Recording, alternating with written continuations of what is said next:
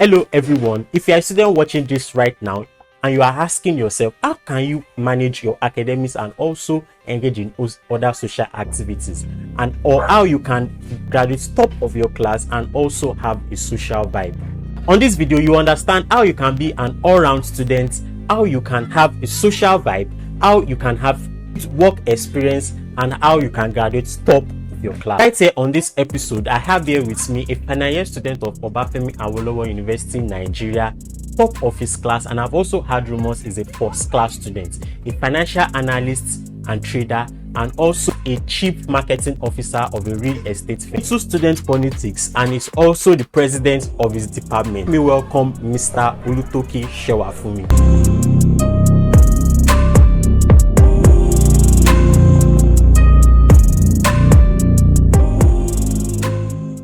All right, good day, viewers. I'm glad to be on board, and I'm so honored to be invited to talk on this subject about how you can strike a balance. Yeah, it's basically about striking a balance, having a good academic record, and still doing one or two things, performing excellently in extracurricular activities, having work experience. I believe all of those things are possible, and you can actually do well with them.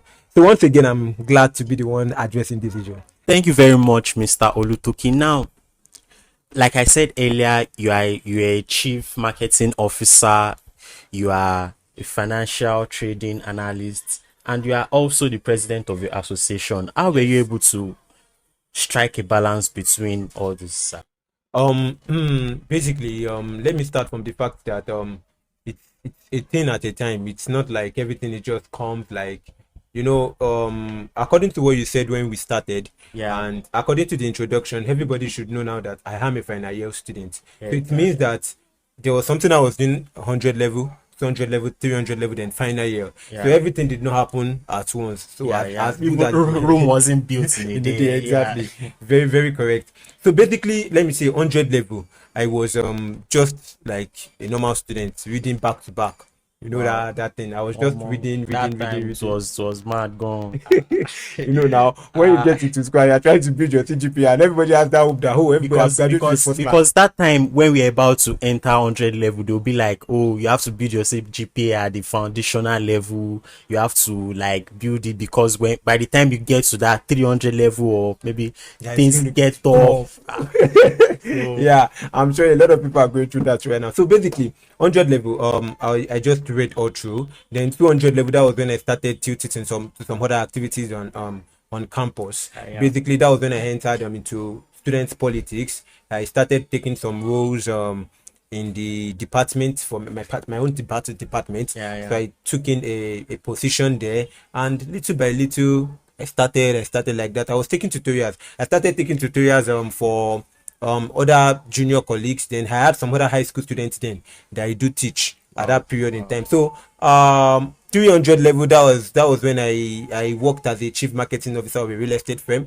And was it in the beginning of 300 level, or at the end, or maybe like how were you able to like be a student in between lectures and you were a chief marketing officer at that point? Okay. How it all happened is basically time management in the sense that let me talk about this time management in two phases. Time management in the point that I have specific time I go out to work, because I already know what my timetable looks like. Exactly.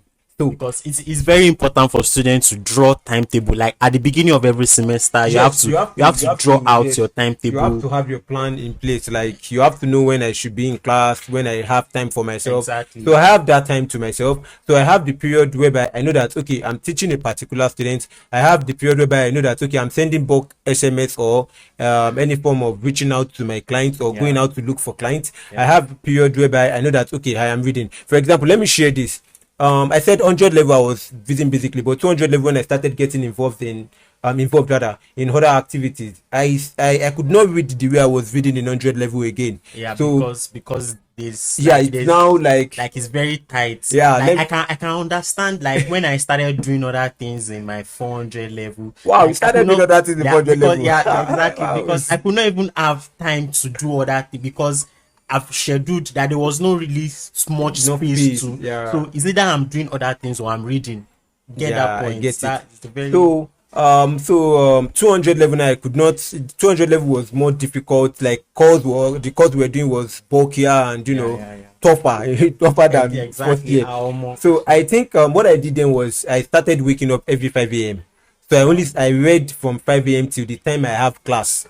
Yeah. So I will read to 1 hour to the time I have class, then prepare myself for lecture, go for lecture. Then in between breaks that I have for class, there are two things I'm doing. If I don't have a tutorial job, I will definitely be in the library reading. I really spend time with friends like that, gisting around. Although I have a couple of friends that I work with, and we are basically the library people, and we actually move together in that thing. But so even at the point while you are in the library, like do you read at a stretch at a specific amount of time, or do you take breaks in between?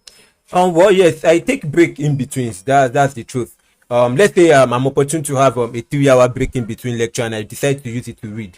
What do I do within that period? I cannot say that. There are times where I sleep in the library. Let's be real with ourselves. That's the truth about it. But I take breaks in between, and there are times where I don't take break in between. But one thing that I just make sure I'm doing is that at least in a day, I would say that averagely I do 5 hours of reading. And someone might be thinking like, wow, that's much, but really it's not much. That's what I was talking about in terms of time management. That okay, you are doing so many activities like this, and you still have 5 hours to read. Yet, even without doing nights, you can still have 5 hours to read, doing all those things. For a normal student, let's look at it. Let's look. You are a final year student too, exactly. Mr. Yomi. Yeah. So let's say the maximum number of hours that I feel like a regular student will have for lecture per day is, I want to say 5 hours. Most of the time it's not even up to that. It varies. Like it depends on the school. Yes, and like, because I had some private school students. So private school students do have lectures like back to back, like from morning till evening, like from 8 a.m. to 6 p.m. So by the time they finish lectures, that's when they have other times to do other things. And it's just like secondary school that they give them break. If they have break time in some private schools, unlike federal schools that maybe in a day you might have just 2 lectures and all sorts. So wow, that's I'm hearing that for the first time. Thank God I went to a federal school because I don't want to see myself in an advanced secondary school. That's how they roll in private schools. I'm not saying that people in private school definitely they are doing better now, because we are spending 6 years for a 4 years course now. So basically for that it can happen like that. It can happen like that. But that was why I said this thing is a little bit subjective too, in the sense that it might be like that here. The system might be like this day, the system might be like that day, but you can actually still achieve the same result. Let's assume that you are in one of those private universities whereby you have 8 to 6 p.m. and you just have little break in between. Yeah, within the period, you still have. I want to be so certain that you are not, all of your lectures will not hold. This is real world. But private schools, let's assume that all of your lectures are holding, and it really looks like that. Now, within that 6 p.m. and the remaining hours of the day, what do you do? What do you do? Now, for example, I think students in private university might not have the chance that we do have. The chance that we have actually give us time to do some other things. Looking at that kind of schedule, you might not actually have the time to do some other things, because the policy of private universities actually they actually have associations in private school. Like I know of Adeleke University that have like student association in their department, and there are some other clubs that students can go into. That's what we are talking about. So it's actually being true to yourself and use your time very well. If they definitely are, if they do have this kind of association, it means people are running it. Exactly. So those people that are running it are also part of their are also students, so to say. Exactly. And it means that you can do the same. The only thing you need to do is walk up to these people. Oh, how do you manage this and how do you manage it? That's one thing I can say about myself. Right from 100 level, I'm always talking to my senior colleagues like, hey, how can I get A in this course? Oh, how can I mix this and me? So it was more like I was having experiences ahead of myself, because people talk to me. But do you really think like that can really work? Because from my own point of view, I feel like the kind of experience they had cannot go in line with what you might want to have in your own time.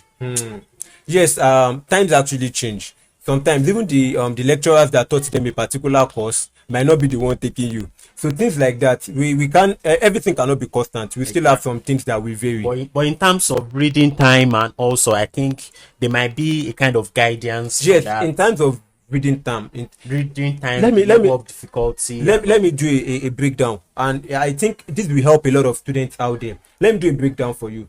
You are a student. Let's assume that I think the week for each university, like lecture week, I think is different. Let's assume that you have let's just make the assumption that you have 12 weeks of lecture before examination. Now, out of this 12 weeks of lecture, let's assume that you decide to be reading 3 hours every day. Are we together? If you read 3 hours every day, it means in a week you must have done how many hours? 3 times 7, that's 21 hours. So 21 times 12 weeks, how many hours have you read for the whole semester? Wow, it's huge, right? I don't know the calculation here, but I know it should be something huge. It's very important to like space your learning. Exactly. Spacing. So what I'm trying to say right there is the fact that now it looks very little to do 3 hours in a day. Yeah, exactly. It looks very little, but when you look at the compound, what it brings up at the end of the day, and it makes you more productive. Exactly. Now, within the other hours that you have inside of it, you can actually, let's say, for a private school student, you can join one of all these clubs. You can participate there. You can pick up being one of the executive in your department too. And I believe that most private school students have time for internship. Unlike federal school really students. Yes. I've never had that. I think most of them have the time, and if you look at how their own academic calendar is being on, it's actually straight. You can say I'm getting into school this particular year, I'm graduating this particular year. Exactly. But it's predictable. But for federal university students, it's not predictable, and most of the time we don't have the chance to be like, okay, within so year and so year you are going for internship. All these things in some private universities, they take it into consideration, so it can actually add up to their own working experience. Exactly. Unlike we that we have to fight for our head. Yes, that's the truth about it. So there's still a dynamic part of it. But let me address private university, federal university students in this particular way. It's actually very, very simple. Expand yourself, manage your time very well. Be flexible with your time management, but be rigid with your goal. What I mean be flexible with your time management is that as you advance in your years in the university, things might actually change. The way you ran the previous semester might not be the way you will run this semester. That's what I tell. And at times, if students are not able to stretch themselves at that point, they'll find themselves like going down as they go higher. I hope you get. Yes, I understand it, and that's the part whereby I say that be rigid with your goal. Oh, okay. Be rigid with your goal in the sense that, okay, I want to attain this particular CGPA. For me, one thing that has helped me is the fact that before I start a semester, I know the number of courses I'm doing. I list them out, then I write the grades that I want there. So I'm always working to achieve that grade. Most of the time, I end up not getting that particular grade. I'm always very close to it. Let's assume that I said, okay, for this particular course, I won't just write an A there. I will write the kind of A. Maybe this one. Exactly. I do that too at times, and I discover that it actually helps. Even if you didn't get to that exact point, to be very, very close, because you writing it down is kind of pushing you to. It makes your mind get to work on how to get it done. So no matter what you're doing, no matter everything, you are still there. Like, okay, fine, I still have this goal to achieve, and at the end of the day, you realize that, okay, even though I have a lot of activities, I'm still doing fine academically. And one thing I can say about that thing is another thing that we call that the more you handle, the better you become. What do you mean by that? What I mean by that is when you think of yourself small, I've realized that there's this thing that when you think of yourself that, oh, I can't handle too much. Most of the time, check most of all those people, they still don't do well in the academics. It's something that I've noticed. Of the mind. It's a thing of the mind. But when you feel like, yes, I can do this, I can handle this. Now, I'm not saying you should overload yourself with a lot of activities. Know your limits. That's the truth. Know your limits. You really have to know your limits. But you have to still have that mindset that I can do well.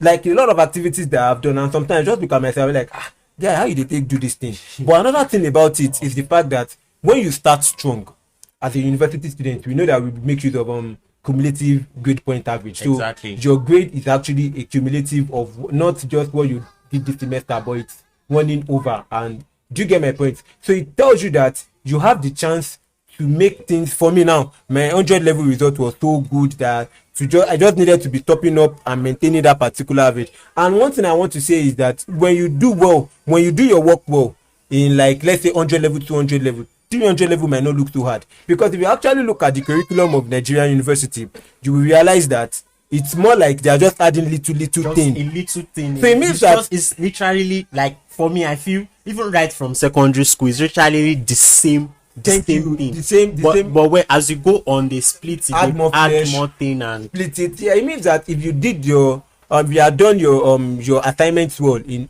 previous years, yeah, exactly. It means that in further years, now trying to get what they are telling you will be easier, because you have the basic understanding. But people that actually don't have basic understanding of all those things, they find it difficult. Thank you. So for someone like me, that's okay, fine, I'm actually trying to get each stage correctly. Advancing to the next stage always gives me more time, because I realize that, oh, what we are doing this semester, we've done something related to it. Maybe a little thing is now different, and for me to catch that little thing, it won't take longer time. So it means that I don't read. If I look at the way I used to read when I was in 100 level and the way I'm in 400 level now, I would say that for every year, for every new year, my seriousness in terms of reading has been dropping, but my grade has not been dropping.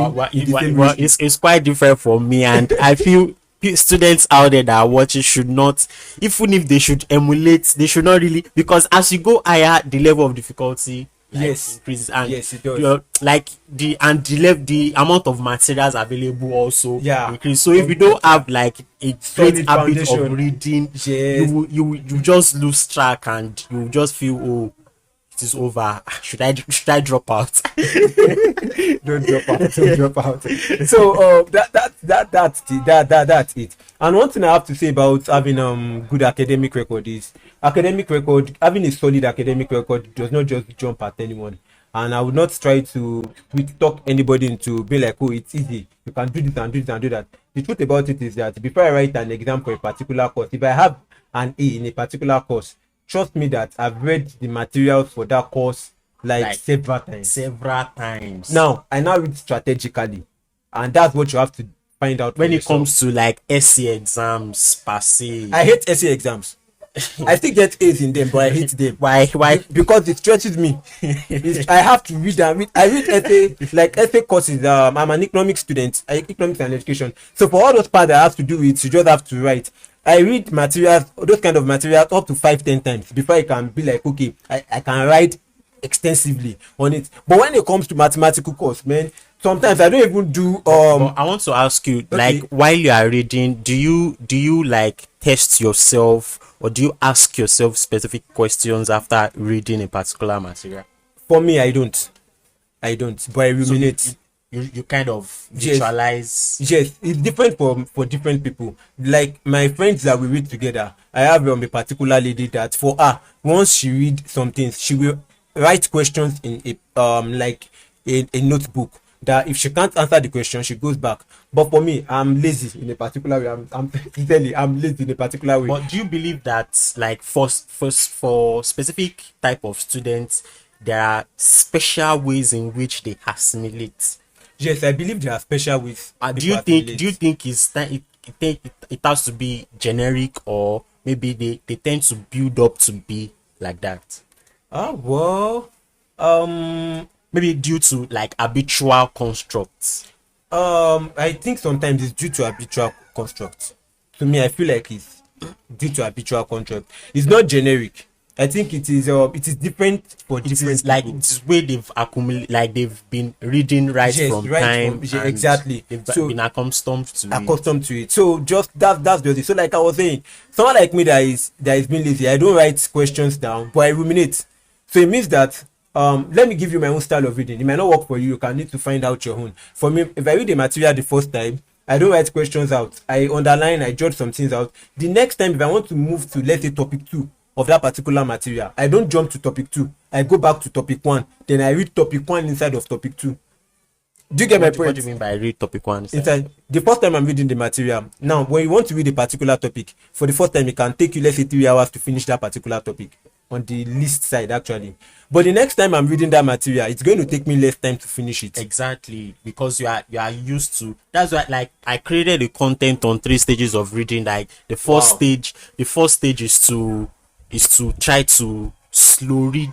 Okay, Then yes. the second stage is like try to understand. Then the third stage is like memorization stage. Exactly. That's just the way it works. So at the end of what I was trying to say from there is, by the time I'm reading topic 2, let's say that I read topic 1 today, I want to go on to topic 2. I go to topic 1, then I read topic 1 inside of topic 2. I will use less time to read topic 1. I will use more time on topic 2.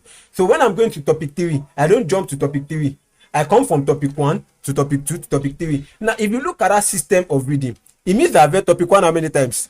3 times. Yeah, exactly. Topic 2 how many times? So before I get to the end of that particular material, I've read the book several times. Do you understand? Exactly. And sometimes what I do for myself is I ask myself questions inside of my head. I don't write them down. Like I can be walking, I'll be like, okay, I read that thing. If I forgot it, any moment I get to open my material, I'll be like, I quickly go to that line, I put it in my head. For someone else, it might just be answering questions, writing it down.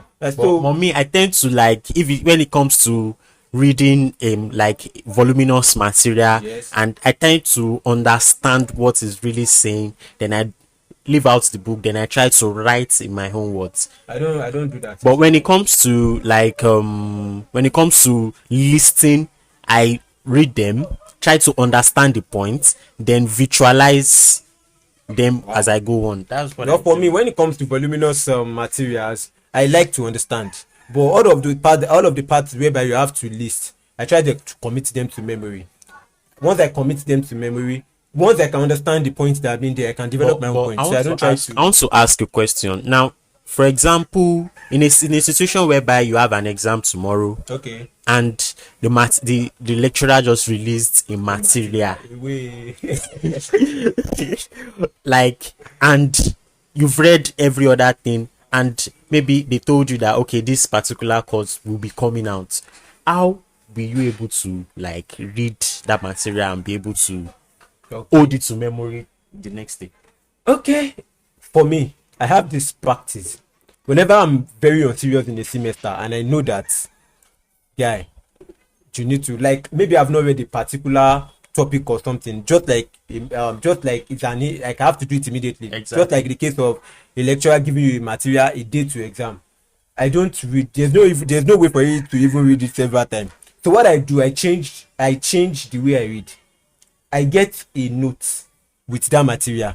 Then as I'm reading that material, I am writing extensively. Like I'm reading the material, then I'm writing down.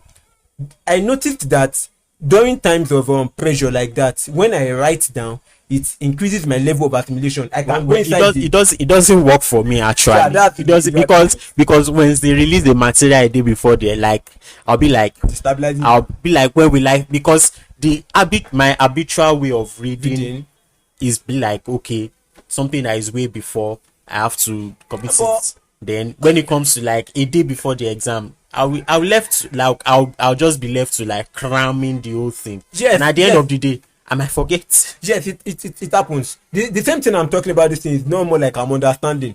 It's not about the fact that I understand it. It's just like by the time I write it, it makes me retain it, not for a long time. I think most of the time it's always inside of my short memory.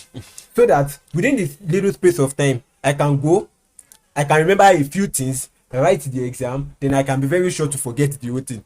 Wow. But I have to do that because I don't want to fail. That's the truth. I don't want to fail. Wow. And that should be for every lecturer out there that is watching it. It's really not a good thing. Good practice. It's not a good practice. Yes, releasing material.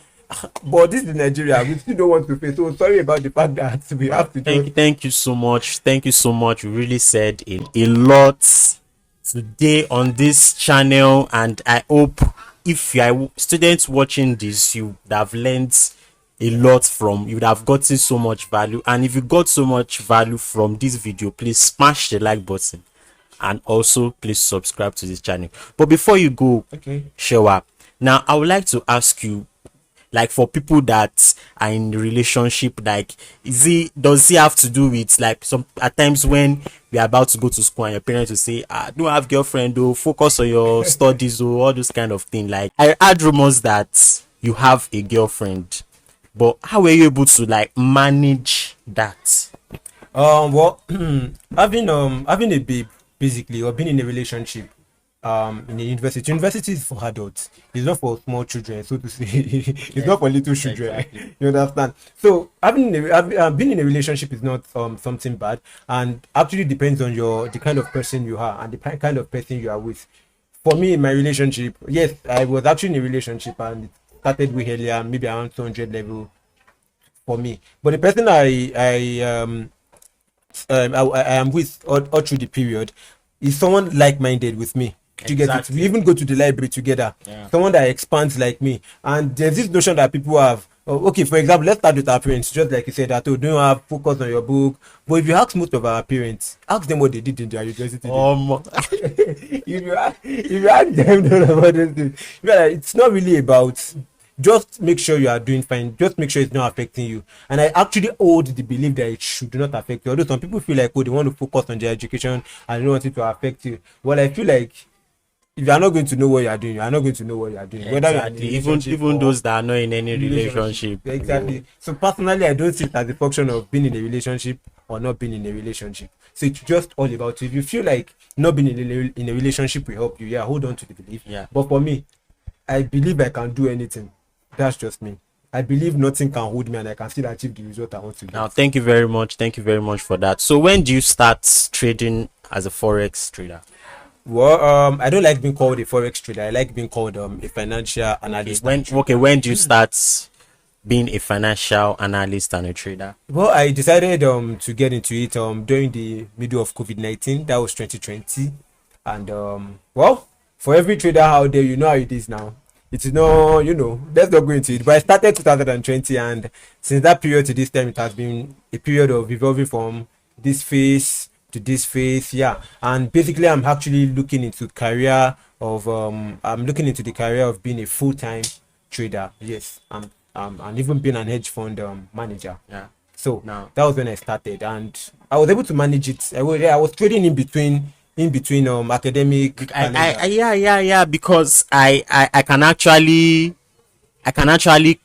say to that, because I do see you at times in library, yes, doing the analysis and everything. Yes, and you still have to read your notes and all sorts. Yes, although there are times where I didn't trade. I had to focus on academics. There were times like that because being a trader is actually demanding. Yeah, for some people that are traders out there, you know what it means when you have to be awake. For Nigerian, we use GMT+1, so I have to be very awake in the morning for London session. Then so sometimes I had to just let go of it, focus on academics. And there are times whereby I was like, oh, academic, wait, I need money. So, and there are times whereby I had psychological issues with it, but I was still able to manage everything at the end of the day. Okay, now thank you very much. I know if you are a student watching this, you might have gotten so much value from everything we said today. And is there any other thing you want to say? Well, I don't have any other thing to say, but in summary, it's the basic thing that you can do for yourself, and to have that level of achievements and having a good academic record on campus there's something you really need to look into. And I will keep saying it from now till forever. And that is what I know every successful people that are not even students, I'm not talking about students, that's what they understand is how you manage your time. If you can get control of your time, you can get control of your life. As simple as that. Thank you very much. Now, thank you so much. Now, I hope you've gotten so much value once again. If you like this video, please smash the like button and also subscribe to this channel. So thank you so much, Shewa. All right. Yeah. Thank you for I thank you for having you on my channel. So thank you so much and see you next time.